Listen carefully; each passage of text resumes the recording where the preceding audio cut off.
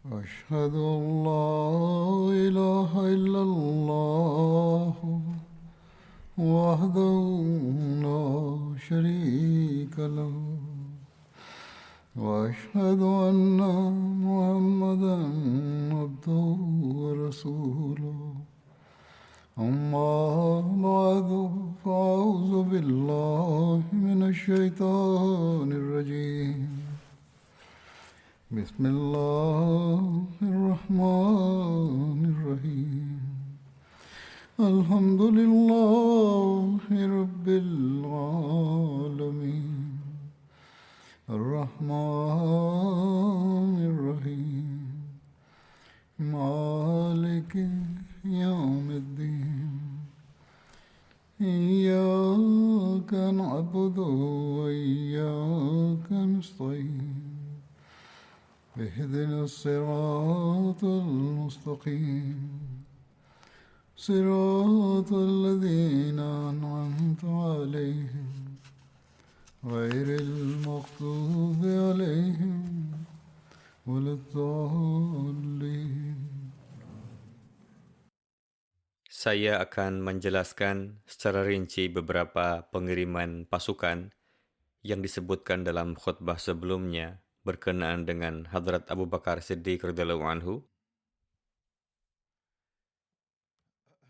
sehingga akan tergambar bagaimana gentingnya situasi saat itu. Sebagaimana telah disebutkan sebelumnya, 11 misi telah dikirimkan. Di antaranya, yang pertama yang telah disampaikan beberapa rinciannya adalah pengiriman pasukan untuk menumpas Tulaiha bin Khuwailid, Malik bin Nuwaira, Sajjah binti Haris, Musailamah al-Kadzab, dan orang-orang murtad serta nabi-nabi palsu lainnya. Hadrat Abu Bakar radhiyallahu anhu menyerahkan satu bendera kepada Hadrat Khalid bin Walid radhiyallahu anhu dan memerintahkan kepada beliau dengan mengatakan, "Pergilah untuk menghadapi Tulaiha bin Khuwailid, dan setelah selesai dari tugas itu, perangilah Malik bin Nuwairah di Batha. Jika mereka bersikeras untuk berperang, yakni jika mereka bersikeras untuk berperang, maka perangilah." Butha adalah nama sebuah mata air di wilayah Banu Asad. Dalam sebuah riwayat, Hadrat Abu Bakar radhiyallahu anhu menetapkan Hadrat Thabit bin Qais radhiyallahu anhu sebagai Amir kaum Ansar dan menjadikan beliau bawahan dari Hadrat Khalid bin Walid radhiyallahu anhu dan memerintahkan kepada Hadrat Khalid untuk pergi menghadapi Tulaihah dan Uyainah bin Hisan yang tinggal di Buzakha, sebuah mata air milik Banu Asad. Ketika Hadrat Abu Bakar mengikatkan bendera bagi Hadrat Khalid bin Walid untuk memerangi orang-orang murtad, beliau bersabda, "Saya mendengar Rasulullah sallallahu alaihi wasallam bersabda bahwa Khalid bin Walid adalah hamba Allah yang sangat baik dan saudara kita yang merupakan salah satu pedang Allah yang Allah Ta'ala hunus untuk melawan orang-orang kafir dan munafik."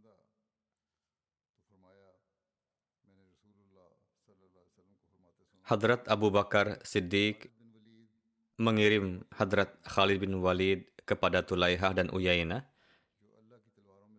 Profil singkat dari keduanya akan saya sampaikan. Tulaihah Asadi adalah salah seorang pendakwa kenabian palsu yang telah muncul pada masa terakhir kehidupan suci Hadrat Rasulullah sallallahu alaihi wasallam.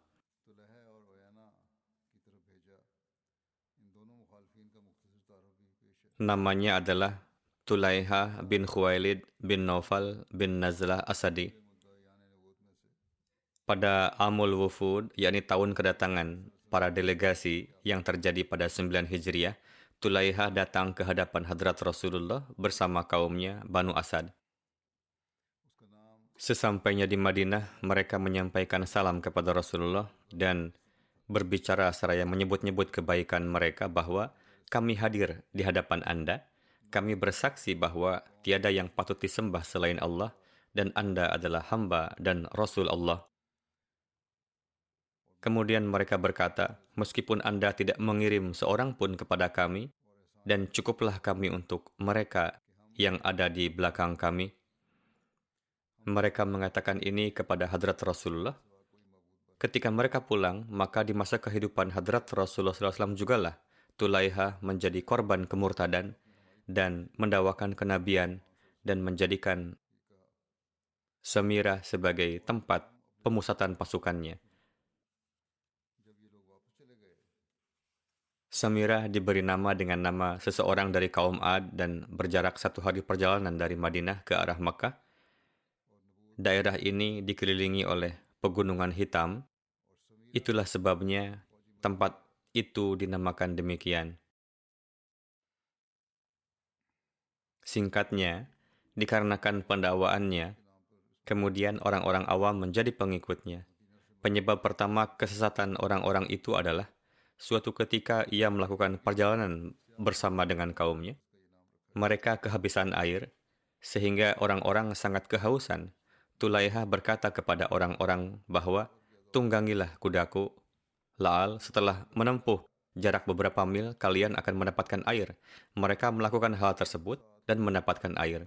Karena peristiwa ini, orang-orang dusun itu menjadi korban dari fitnah tersebut. Tulaiha pasti sudah pernah melihat tempat air itu sebelumnya. Dengan pandainya, ia memerintahkan orang-orang tidak terpelajar itu untuk pergi ke sana, dan mereka menjadi korban fitnah dikarenakan hal ini. Di antara hal-hal tak berdasar yang ia sampaikan adalah, ia meniadakan sujud dalam salat.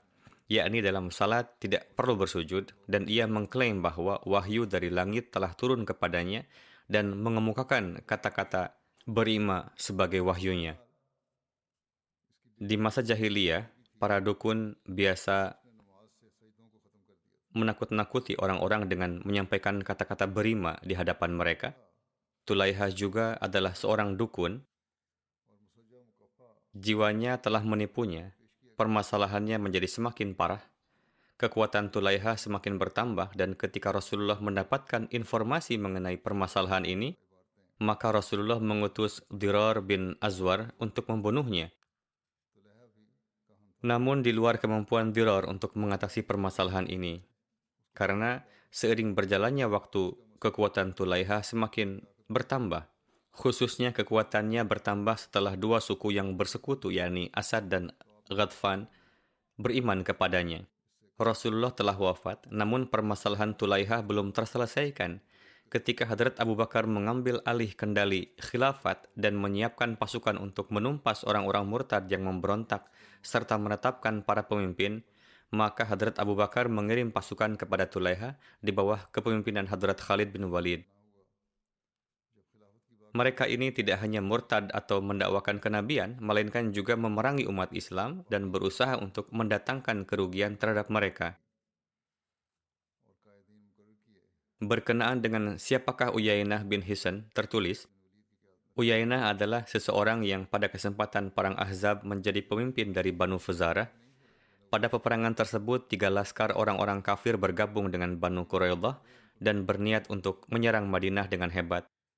Pimpinan salah satu laskar tersebut adalah Uyainah. Setelah kekalahan orang-orang kafir dalam Perang Ahzab pun, ia berniat untuk menyerang Madinah. Namun Hadrat Rasulullah SAW keluar dari kota dan mencegah serangan mereka dan memaksanya untuk mundur. Ini dinamakan Perang Dzi-Qard. Uyainah bin Hisn memeluk Islam sebelum Fatah Makkah dan ikut serta di dalamnya. Pada kesempatan Fatah Makkah, ia telah menjadi Muslim. Ia ikut serta dalam Perang Hunain dan Taif. Pada 9 Hijriah, Hadrat Rasulullah mengutusnya bersama 50 pasukan berkuda untuk menghukum Banu Tamim. Dalam pasukan tersebut tidak ada seorang pun sahabat Ansor ataupun Muhajir, dan penyebab dari dilakukannya ekspedisi ini adalah karena Banu Tamim telah menghalangi amil Hadrat Rasulullah untuk pergi mengambil sedekah. Kemudian pada masa kekhalifahan Hadrat Abu Bakar As-Siddiq, ia bersama dengan orang-orang murtad yang memberontak menjadi mangsa dari fitnah kemurtadan dan condong kepada Tulaiha dan berbaiat kepadanya. Kemudian belakangan ia kembali pada Islam. Orang-orang ini sebelumnya pun terus berperang melawan Islam. Kemudian mereka masuk Islam, lantas memulai peperangan. Selanjutnya tertulis bahwa ketika kabilah Abbas dan Zibyan beserta para pendukungnya berkumpul di Buzakha, maka Tulaihah mengirim pesan kepada Banu Jadila dan Ghaus yang merupakan dua cabang dari kabilah Tai bahwa segera datanglah kalian kepadaku. Beberapa orang dari kabilah-kabilah tersebut segera datang kepadanya dan mereka memerintahkan kaumnya untuk bergabung dengan mereka. Alhasil, orang-orang ini pun bergabung dengan Tulaiha. Sebelum memberangkatkan Hadrat Khalid bin Walid dari Zulqassah, Hadrat Abu Bakar mengatakan kepada Hadrat Adi, "Pergilah kepada kaummu, kabilah Tai, jangan sampai mereka berperang dan menjadi binasa." Hadrat Adi datang kepada kaumnya dan mencegah mereka di Darbah dan Gharib dan menyeru mereka kepada Islam, lalu memberikan peringatan kepada mereka. Darbah juga adalah nama suatu tempat di wilayah Ghatfan dan diriwayatkan juga bahwa ini merupakan mata air milik Bani Murrah bin Auf. Singkatnya, Hadrat Khalid bin Walid berangkat di belakang Hadrat Adi. Hadrat Abu Bakar memerintahkan kepada beliau supaya memulai peperangan dari sekitar kabilah Tai dan selanjutnya beralih ke Buzakha dan terakhir dari sana pergi ke Budha. Dan ketika telah selesai berurusan dengan musuh, beliau dilarang untuk menyerang tempat lain hingga datang perintah yang baru untuk beliau. Hadrat Abu Bakar menunjukkan bahwa beliau sedang berangkat menuju Khaybar, maka menjadi masyhur di antara orang-orang bahwa Hadrat Abu Bakar sedang berangkat menuju Khaybar, dan setelah kembali dari sana, beliau akan bertemu dengan Hadrat Khalid di sisi Gunung Salma. Dari riwayat lain diketahui bahwa Hadrat Abu Bakar menempuh taktik ini dengan tujuan supaya ketika musuh mendapatkan kabar ini, mereka menjadi gentar karena ada satu pasukan lain, padahal Hadrat Abu Bakar telah mengirimkan pasukan-pasukan bersama Hadrat Khalid. Hadrat Khalid telah berangkat. Dari Buzakha beliau mengarah ke Ija. Ija dan Salma adalah dua pegunungan yang terletak di sebelah kiri Samira. Menurut sebuah riwayat, Ija adalah satu gunung milik Banu Tai. Singkatnya, Hadrat Khalid menunjukkan bahwa beliau sedang dalam perjalanan ke Khaybar. Kemudian dari sana beliau berbalik untuk menghadapi kabilah Tai. Dengan taktik ini, kabilah Tai tetap tinggal di tempat mereka dan tidak jadi pergi kepada Tulaiha. Hadrat Adi datang ke kabilah Tai dan menyeru mereka pada Islam. Mereka berkata, "Kami tidak akan pernah menaati Abul Fasil." Yang dimaksud Abul Fasil oleh mereka adalah Hadrat Abu Bakar. Fasil adalah anak unta atau sapi yang telah dipisahkan dari induknya atau disapih. Dikarenakan kata bakar dan fasil keduanya bermakna anak unta, oleh karena itu sebagian orang memanggil Hadrat Abu Bakar dengan nama Abul Fasil, yakni bapak unta, dengan tujuan menghina dan mencemooh. Hadrat Adi berkata, "Sebuah laskar sedang menuju ke arah kalian yang tidak akan menunjukkan belas kasihan kepada kalian dan akan melakukan pembantaian massal sehingga tidak ada seorang pun yang bisa mendapatkan keamanan.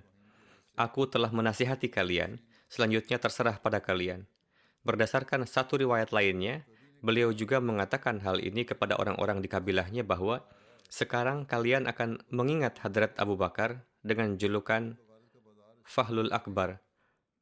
Fahl adalah pejantan dari setiap jenis hewan, yakni sekarang kalian menyebut beliau sebagai anak unta yang kecil dengan nada menghina dan mencemooh. Selanjutnya kalian akan terpaksa menyebut beliau sebagai unta jantan yang tangguh.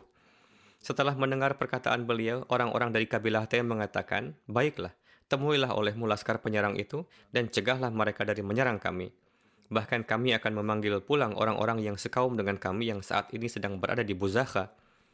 Kami khawatir jika kami menentang Tulaiha, sedangkan orang-orang kami sedang dalam penguasaannya, maka ia akan membunuh mereka semua atau menahan mereka sebagai sandera." Tulaihah dikenal tidak pernah melepaskan musuhnya hidup-hidup, dan orang-orang Tai juga mengatakan bahwa karena orang-orang kami ada di sana, oleh karena itu jika kami ditangkap dan ia mencium gelagat bahwa orang-orang kami akan menjadi muslim, maka mereka akan dibunuh olehnya. Hadrat Adi menyambut Hadrat Khalid di Shuna. Shuna juga adalah satu tempat di pinggiran Madinah.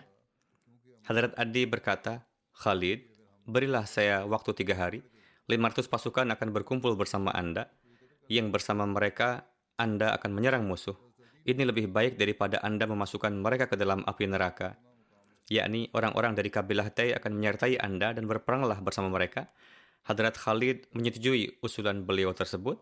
Hadrat Adi datang menemui kaumnya. Sebelumnya, orang-orang kabilah Tai telah mengutus seseorang untuk memanggil pulang orang-orang kaum mereka dari Buzakha.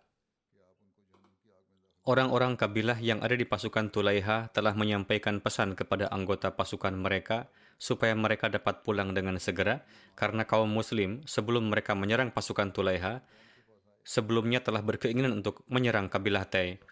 Oleh karena itulah mereka kembali dan mereka telah menahan serangan itu. Inilah upaya yang telah mereka tempuh. Alhasil mereka pun kembali ke kaum mereka sebagai pasukan bala bantuan.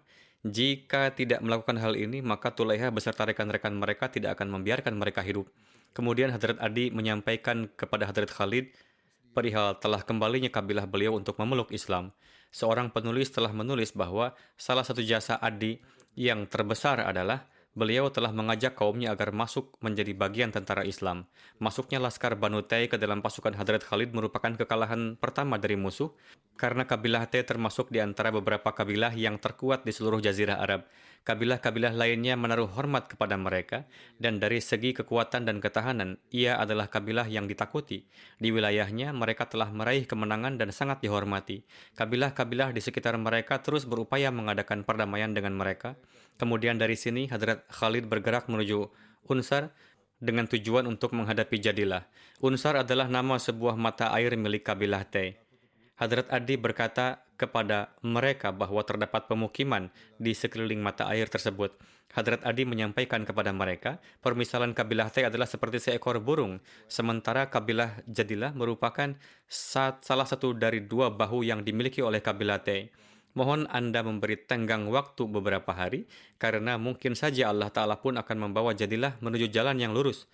Yakni semoga saja mereka menjadi pulih tanpa melalui perang, seperti halnya ia telah mengeluarkan Ghaus, yakni cabang kedua dari kabilah Tai, dari kesesatan. Jadi demikianlah yang telah ditempuh oleh Hadrat Khalid. Hadrat Adi mendatangi Jadilah. Hadrat Adi dengan tanpa henti berunding dengan mereka, hingga pada akhirnya mereka pun baiat kepada Hadrat Adi. Hadrat Adi menyampaikan kabar gembira masuknya mereka ke dalam Islam kepada Hadrat Khalid, dan beliau datang kepada kaum muslim seraya membawa 1000 prajurit berkuda dari kabilah tersebut. Setelah peristiwa masuk Islamnya kabilah Tai, Hadrat Khalid bin Walid lantas bergerak menuju Tulaiha Asadi. Tatkala Hadrat Khalid bin Walid telah tiba di dekat musuh, maka beliau mengirim Hadrat Ukasyah bin Mehsan dan Hadrat Thabit bin Akram agar bergerak memata-matai keadaan musuh. Tatkala mereka telah tiba di dekat musuh, mereka langsung bergerak untuk mengamati dan mencari tahu posisi Tulaiha dan saudaranya yaitu Salma. Salma pun tidak mengulur waktu melihat Hadrat Sabit dan ia pun mensyahidkannya. Tatkala Tulaiha melihat bahwa saudaranya telah menyelesaikan tugasnya, maka ia pun menyerunya agar membantunya melawan Ukasyah. Bantulah aku, jika tidak, orang ini akan menerkamku. Maka dari itu keduanya bersatu menyerang Hadrat Ukasyah dan juga mensyahidkannya, lalu kembali ke tempatnya. Di dalam riwayat lain tertera bahwa suatu ketika Hadrat Khalid mengirim Hadrat Ukasyah dan Thabit Ansari untuk memata-matai musuh. Kemudian mereka bertemu Hibal, yaitu saudara dari Tulaiha, maka mereka berdua pun membunuhnya. Sampai sejauh mana kebenaran hal ini, hanya Allah yang Maha Tahu. Mungkin mereka hendak berperang, dan ketika peperangan terjadi, maka mereka pun terbunuh, yakni seandainya jika riwayat ini adalah benar. Karena sesungguhnya mereka tengah pergi untuk mencari tahu keadaan musuh dan bukan untuk bertempur. Tatkala berita ini sampai ke Tulaiha, maka Tulaiha keluar bersama Salma, saudaranya. Tulaiha lalu mensyahidkan Hadrat Ukasyah, sementara Salma, yaitu saudaranya, mensyahidkan Hadrat Thabit. Lalu keduanya kembali. Hadrat Khalid maju bergerak bersama pasukannya hingga tiba di tempat di mana Hadrat Thabit gugur terbunuh. Saat itu tidak ada yang mengetahui peristiwa tersebut hingga secara tiba-tiba ada satu prajurit beliau yang menyentuhnya. Saat itu pasukan muslim menjadi teramat sedih. Kemudian ketika diteliti lebih lanjut, maka didapati bahwa Hadrat Ukasyah bin Mehsan pun terbaring telah disyahidkan. Akibat peristiwa ini, kaum muslim semakin sedih. Mereka berkata, dua sosok pemimpin besar muslim dan dua sosok kesatria berkuda muslim telah gugur. Melihat keadaan ini, Hadrat Khalid mengatur kembali barisan pasukan beliau untuk bertempur dan kembali ke tempat kabilah Tay. Di dalam salah satu riwayat, Hadrat Adi bin Hatim berkata, saya telah mengirim perintah kepada Hadrat Khalid bin Walid, datanglah Anda kemari dan bermukimlah untuk beberapa hari di sini. Saya akan mengirim utusan ke semua kabilah-kabilah Tay, dan saya akan memberikan prajurit dengan jumlah yang lebih banyak dari seluruh prajurit muslim yang ada bersama Anda, dan saya pun akan berangkat bersama Anda untuk menghadapi pasukan musuh. Alhasil, Hadrat Khalid pun tiba. Di dalam satu riwayat tertera bahwa Hadrat Khalid bermukim di daerah Salma, yaitu tempat bernama Uruk. Nama dalam riwayat lain tertera bahwa beliau bermukim di tempat bernama Ija. Dari tempat ini, Hadrat Khalid mengatur barisan pasukan beliau untuk menghadapi Tulaiha, dan di Buzakhah beliau menghadapi keduanya. Ketika mereka memulai pertempuran, Uyainah bersama 700 prajurit dari Banu Fuzarah, mereka bersama-sama dengan Tulaiha memberi perlawanan yang sengit. Uyainah dan Tulaiha keduanya bersatu dan mereka bertempur melawan pasukan muslim. Tulaiha duduk di atas kain yang ia gelar di depan kemahnya. Ia seakan menjadi nabi, maka dari itu ia pun terus duduk di dalam kemahnya seraya terus memberi kabar secara gaib. Saat itu ia berkata, berperanglah kalian. Di sini saya akan memberitahu bagaimana hasilnya. Dan orang-orang pun sibuk berperang. Tatkala Uyainah turut bersusah payah terjun ke dalam pertempuran, lalu ia menderita kerugian yang sangat besar. Maka ia pun mendatangi Tulaiha dan berkata, apakah hingga saat ini Jibril belum turun atasmu? Saya tengah terpukul hebat di pertempuran, namun engkau mengaku telah menerima ilham dan wahyu, dan Jibril akan memberitahumu. Tetapi hingga saat ini tidak tampak hasil apapun. Apakah Jibril telah datang? Tulaiha menjawab, belum. Uyainah pun kembali dan larut di medan pertempuran. Tatkala ia kembali tertimpa kekhawatiran yang sangat, ia lantas kembali mendatangi Tulaiha dan berkata, apakah nasib buruk menimpamu? Hingga saat ini pun Jibril belum tiba? Ia menjawab, demi Allah, Jibril belum datang. Uyainah seraya bersumpah bertanya, maka kapan ia akan datang? Kita di sini akan menghadapi kegagalan. Maka ia pun kembali ke medan pertempuran. Kemudian tatkala ia jatuh lagi dalam kegagalan, ia kembali menemui Tulaiha dan bertanya, apakah Jibril masih belum datang menemuimu? Tulaiha menjawab, ya, ia sudah datang. Uyainah bertanya, lantas apa yang telah ia katakan? Tulaiha menjawab, ia berkata kepadaku bahwa bagimu adalah batu gerinda, seperti halnya bagi kaum muslim ada batu gerinda, dan akan terjadi satu peristiwa yang tidak akan dapat kamu ubah. Uyainah berkata di dalam hatinya, Allah Maha tahu bahwa dalam waktu dekat akan tiba peristiwa-peristiwa yang tidak akan dapat kamu ubah. Maka ia pun kembali menuju kaumnya dan berkata kepada mereka, wahai Banu Fuzarah, demi Tuhan, Tulaiha adalah pendusta. Maka dari itu, kembalilah Anda sekalian. Atas seruan ini, segenap Banu Fuzarah menyingkir dari pertempuran, sehingga musuh pun mengalami kekalahan dan melarikan diri. Mereka pun berkumpul di sekeliling Tulaiha dan bertanya kepadanya, apa kini perintahmu? Sebelumnya Tulaiha telah menyiapkan kuda dan unta untuknya dan untuk istrinya, Nawar. Ia pun berdiri dan segera menunggangi kudanya, lalu menaikkan istrinya. Kemudian mereka pun melarikan diri. Ia berkata kepada teman-temannya, siapa saja di antaramu yang masih dapat melakukan seperti yang saya lakukan ini, maka segeralah dan selamatkanlah keluargamu. Berlarilah dari medan pertempuran. Lalu Tulaiha mengambil jalan menuju Husyah, hingga ia pun tiba di Syam. Jemaatnya telah terpecah belah dan Allah telah melenyapkan banyak di antara mereka. Banyak di antara mereka yang terbunuh. Menurut satu riwayat, Tulaiha lari dari pertempuran dan bermukim di Banu Qalb, di Nakah, dan di sana ia menerima Islam. Nakah adalah nama tempat di sekitar Taif dan berada dekat dari Mekah. Tertera juga bahwa hingga kewafatan Hadrat Abu Bakar, ia tetap bermukim di Banu Qalb. Kabilah Banu Amir, baik pembesar maupun awam, telah dekat sebelumnya dengannya. Demikian pula keadaan kabilah Sulaim dan Hawazun. Lalu tatkala Allah memberi kekalahan yang sedemikian rupa kepada Banu Fuzarah dan Tulaiha, maka kabilah-kabilah itu pun datang seraya berkata, semenjak hari kami saat kami keluar darinya, di hari itulah kami masuk ke dalam Islam ini. mereka sendiri yang datang dan memeluk Islam seraya berkata, kami beriman kepada Allah dan Rasul-Nya, dan kami menerima keputusan Allah dan Rasul-Nya Sallallahu Alaihi Wasallam terkait segenap harta dan jiwa kami. Pada satu riwayat di dalam Tarikh Tabari tertera bahwa setelah kekalahan orang-orang Bazakhah, datanglah Banu Amir dan mereka berkata, kami masuk ke dalam Islam yang sebelumnya kami keluar. Hadrat Khalid menerima baiat mereka dengan syarat seperti yang telah beliau tentukan pada ahli Bazakhah, yakni kabilah Asad, Ghatfan, dan Tay, dan mereka menerima syarat masuk Islam tersebut dengan ketaatan. Bunyi pernyataan baiat itu adalah, Anda sekalian berjanji kepada Allah Ta'ala bahwa Anda semua pasti akan beriman kepada Allah Ta'ala dan Rasul-Nya Sallallahu Alaihi Wasallam, dan Anda pasti akan mendirikan salat dan menunaikan zakat, serta Anda pasti akan mengikut sertakan anak dan istri Anda menuju baiat ini. Atas hal ini, mereka semua menjawab, ya. Hadrat Khalid tidak menerima baiat satupun dari Banu Asad, Ghatfan, Hawazun, Sulaim, dan Tay selama mereka tidak menyerahkan orang-orang yang dalam keadaan murtad dahulu. Mereka telah membakar orang-orang Muslim yang ada di sekitar mereka, memotong mereka, atau menyerang mereka. Hadrat Khalid berkenan menerima baiat mereka dengan syarat mereka menyerahkan orang-orang yang telah menimpakan kerugian kepada umat Muslim di sana, yaitu membunuh mereka, membakar rumah-rumah mereka, membakar mereka, yakni orang-orang Muslim.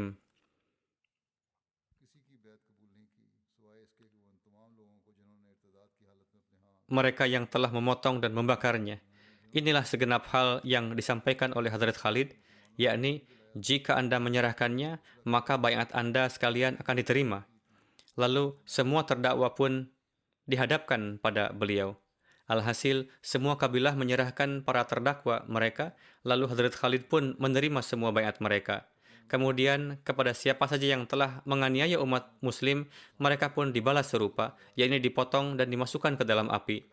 Alhasil, segenap penganiayaan yang telah mereka timpakan atas umat Muslim, sebagaimana telah saya jelaskan juga di khutbah sebelumnya, maka sebagai hukuman, mereka diberi perlakuan yang serupa dengan tindakan mereka. Kemudian tertera tentang satu surat dari Hadrat Khalid kepada Hadrat Abu Bakar. Hadrat Khalid bin Walid mengikat Qurrah bin Huwairah dan rekan-rekannya. Lalu Hadrat Khalid memberangkatkan Qurrah dan para tawanan lainnya kepada Hadrat Abu Bakar. Kemudian Hadrat Khalid menulis kepada Hadrat Abu Bakar, Banu Amir telah masuk kembali ke dalam Islam setelah memisahkan diri dan setelah masa penantian mereka. Segenap kabilah yang telah bertempur menghadapi saya atau mereka yang menghindari perang dan telah berdamai, saya tidak menerima baiat mereka semua selama mereka belum menyerahkan orang-orang yang telah menimpakan berbagai macam penganiayaan kepada umat Muslim. Saya telah membinasakan mereka. Saya kini mengirim Qurrah bersama rekan-rekannya ke hadapan Huzur. Hadrat Abu Bakar pun telah mengirim satu surat kepada Hadrat Khalid, yang ini diriwayatkan oleh Nafi, yaitu dalam menjawab surat ini, Hadrat Abu Bakar menulis kepada Hadrat Khalid, yakni apapun yang telah Anda lakukan dan keberhasilan yang telah Anda raih, semoga Allah telah memberikan balasan kebaikan atasnya. Takutlah kepada Allah Ta'ala dalam setiap perbuatan. Innallaha ma'al ladzina taqaw wal ladzina hum muhsinun. Sesungguhnya Allah bersama dengan orang-orang bertakwa dan berbuat ihsan. Dalam melakukan tugas dari Allah Ta'ala, lakukanlah dengan segenap hati dan janganlah lalai. Barang siapa yang membunuh seorang muslim dan kamu dapat menguasai si pembunuh itu, maka pastikan untuk membunuhnya dan bunuhlah sedemikian rupa sehingga yang lainnya akan mengambil pelajaran darinya. Barang siapa yang membangkang terhadap perintah Tuhan dan menjadi musuh Islam, maka jika dengan membunuhnya Islam akan mendapatkan faedah, maka kamu bisa membunuhnya. Hadrat Khalid tinggal di Buzakhah selama 1 bulan. Beliau melakukan pencarian orang-orang seperti itu ke berbagai tempat dan menangkapi mereka, lalu memberikan hukuman keras kepada mereka sesuai dengan perintah Hadrat Abu Bakar Siddiq radhiyallahu anhu.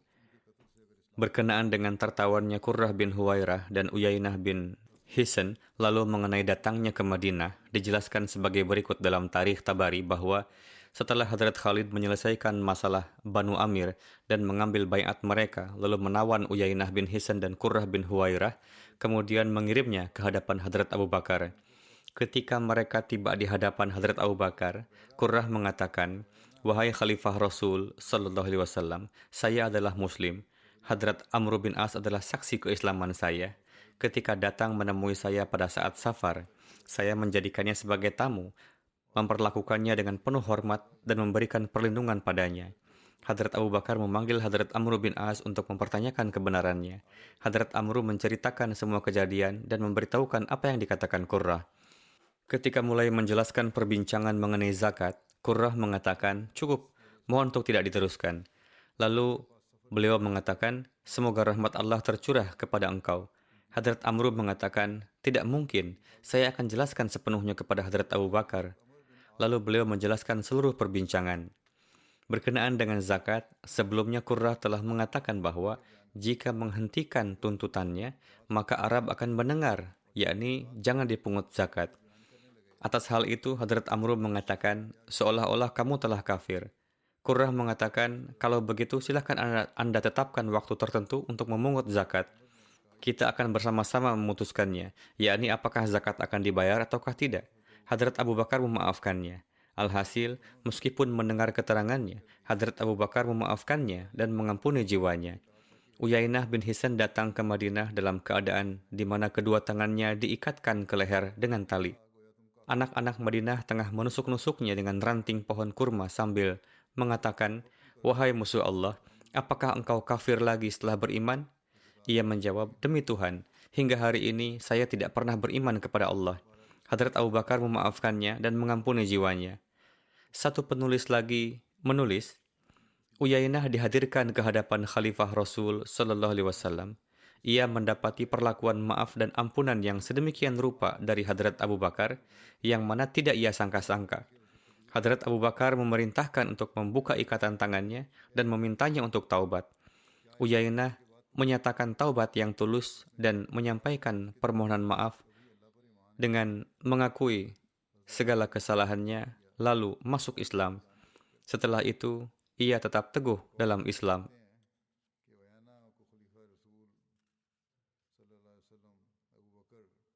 Pendakwa kenabian palsu dan pemberontak, Tulaiha Asadi, juga menerima Islam. Berkenaan dengan itu, tertulis bahwa yang menjadi penyebab baiatnya Tulaiha Asadi adalah ketika ia mengetahui bahwa kabilah Asad, Ghatfan, dan Banu Amir masuk Islam, ia pun ikut masuk Islam. Lalu di bawah kepemimpinan Hadrat Abu Bakar, ia berangkat ke Mekah untuk umrah. Ketika ia melewati Madinah, dikabarkan kepada Hadrat Abu Bakar bahwa orang ini adalah Tulaiha.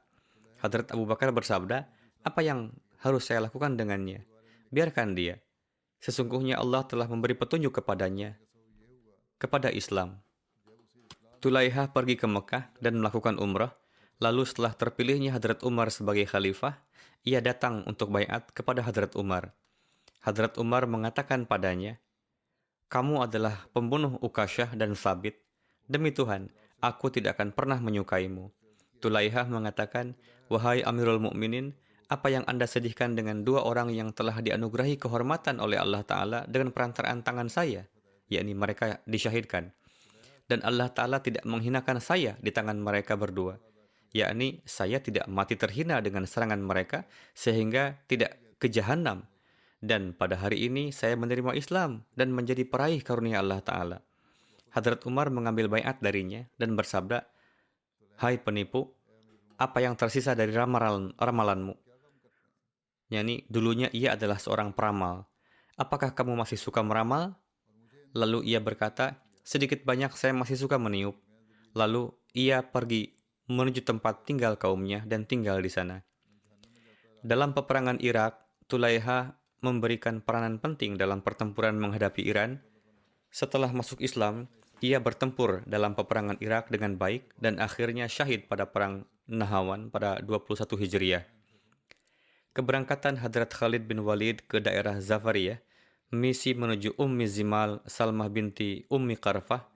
Nama asli Ummi Zimal adalah Salma binti Malik bin Huzaifah.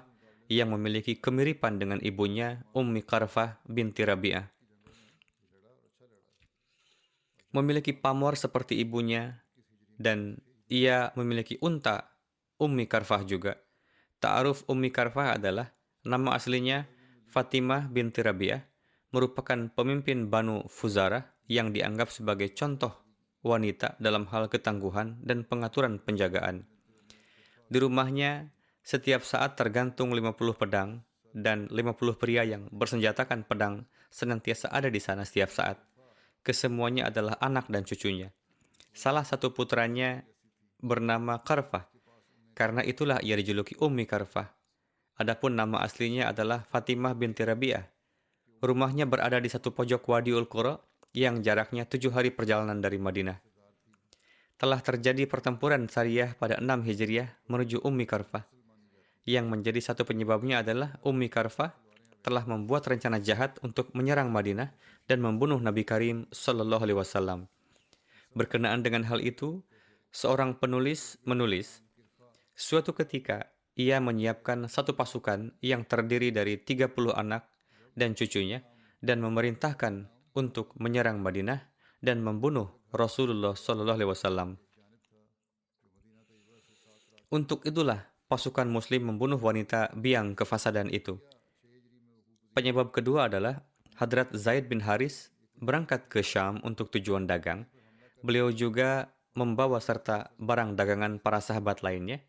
Ketika sampai di Wadiul Qura, bermunculanlah banyak sekali orang yang berasal dari Banu Badar, ranting dari kabilah Fuzarah.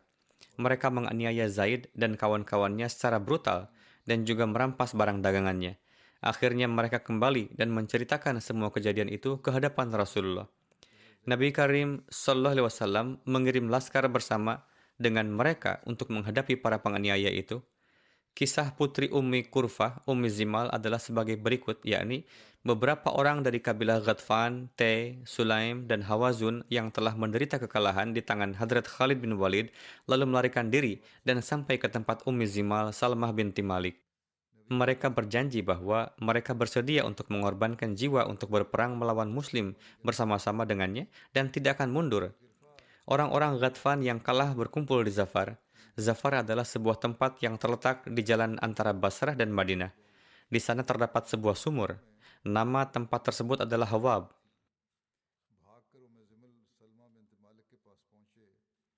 Di dekat Hawab,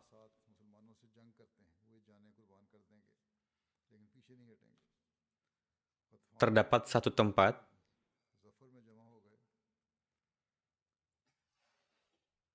Hawab juga merupakan satu tempat yang terletak di antara Madinah dan Basrah. Di sana terdapat sumur. Di sana Ummi Zimal menyemangati mereka setelah mengalami kekalahan dan memerintahkan untuk berperang. Ia sendiri berkeliling berkali-kali ke berbagai kabilah untuk menggembosi mereka agar melawan Hadrat Khalid bin Walid hingga berkumpullah orang-orang dengannya dan bersedia untuk berperang. Wanita ini provokator perang melawan Muslim dan orang-orang yang tersesat dari berbagai tempat datang bergabung dengannya. Sebelum itu, saat Ummi Qurfah masih hidup, Ummi Zimal Salimah tertawan dan berjumpa dengan Hadrat Aisyah. Hadrat Aisyah membebaskannya. Ummi Zimal tinggal bersama beliau lalu kembali kepada kaumnya dan murtad. Ketika Hadrat Khalid mengetahui kabar tersebut, saat itu Hadrat Khalid tengah sibuk untuk menangkapi para penjahat, mengirim zakat, tabligh Islam, dan memberikan kenyamanan kepada orang-orang. Lalu beliau radhiyallahu anhu berangkat untuk menghadapi Ummi Zimal Salmah yang telah bertambah dalam kekuatannya dan semakin gencar tindak kejahatannya. Lalu Hadrat Khalid berangkat untuk menghadapinya dan sekutunya. Terjadi pertempuran yang dahsyat. Saat itu Ummi Zimal seperti ibunya dengan segala ketinggiannya mengendarai unta ibunya. Terjadilah pertempuran dahsyat di antara kedua pasukan. Ummi Zimal menyemangati pasukannya dengan ceramah provokatif dari atas untanya. Orang-orang yang murtad pun bertempur dengan sekuat tenaga. Di sekitar unta Ummi Zimal terdapat 100 unta lainnya yang dikendarai oleh para laskar pemberani dan dengan penuh keberanian tengah melindungi Ummi Zimal. Pasukan berkuda Muslim berjuang keras untuk dapat menjangkau Ummi Zimal. Namun para pelindungnya selalu berhasil memukul mundur. Setelah berhasil membunuh 100 pasukan musuh, pasukan Muslim akhirnya mendekat ke unta Ummi Zimal. Sesampai di dekatnya, mereka memotong paha belakang unta, lalu membunuh Ummi Zimal. Setelah melihat untanya jatuh dan terbunuh Ummi Zimal, kawan-kawannya menjadi putus asa, lalu hilang kesadaran dan melarikan diri dari medan perang. Setelah itu, api kekacauan telah mendingin dan berakhirlah kemurtadan dan pemberontakan di semenanjung timur Laut Arab. Lalu Hadrat Khalid mengabarkan kemenangan tersebut kepada Hadrat Abu Bakar. Berkenaan dengan Hadrat Abu Bakar, ini masih akan terus berlanjut nanti, insya Allah.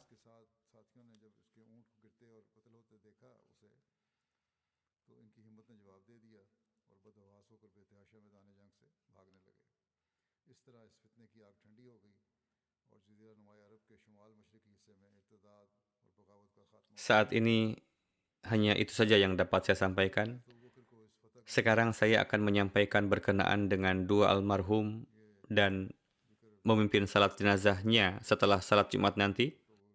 Pertama, Sabirah Begum Sahibah, istri dari Rafiq Ahmad Bhatt Sahib Sialkot yang wafat beberapa hari yang lalu. Inna lillahi wa inna ilaihi raji'un. Dengan karunia Allah Ta'ala, beliau adalah seorang musiah.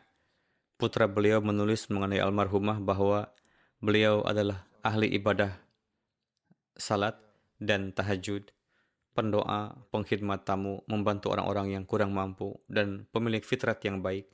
Beliau memiliki jalinan dan kecintaan yang dalam dengan khilafat, rajin mendengarkan khutbah dengan seksama, sangat menghormati para wakaf zindagi. Putra beliau Nasim Bhatt Sahib adalah seorang mubalik di Yuna, Nigeria. Karena saat ini tengah di lapangan pengkhidmatan, sehingga beliau tidak dapat terlibat dalam pengurusan jenazah almarhumah. Untuk itu, saya salatkan jenazah almarhumah. Seluruh keluarga beliau, yakni suami, anak, cucu, terdepan dalam pengkhidmatan di jemaat. Jenazah kedua adalah Suraya Rashid Sahibah, istri dari Rashid Ahmad Bajwa Sahib, wafat di Kanada pada tanggal 20 April. Inna lillahi wa inna ilaihi raji'un.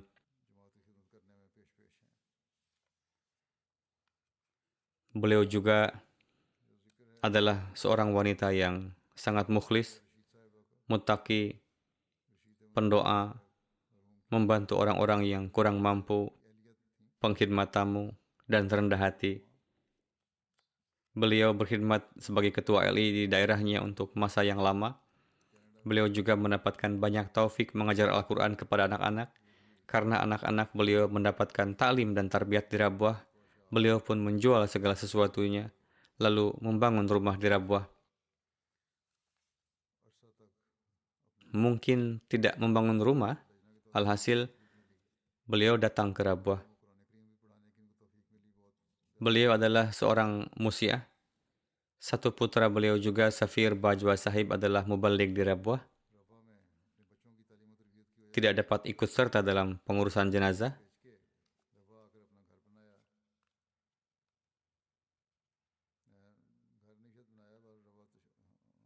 Satu putri beliau merupakan istri mubalik juga.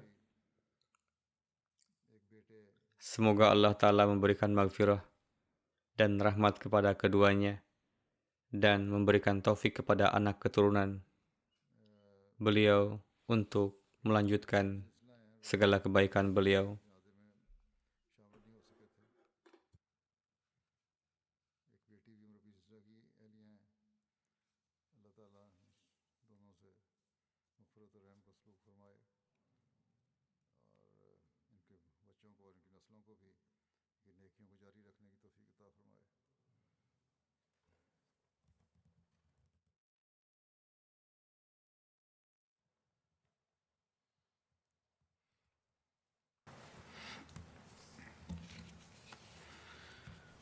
الحمد لله الحمد لله نحمده ونستعينه ونستغفره ونؤمن به ونتوكل عليه ونعوذ بالله من شرور أنفسنا ومن سيئات أعمالنا من يهده الله فلا مضل له ومن يضلل فلا هادي له ونشهد أن لا إله إلا الله ونشهد أن محمدا عبده ورسوله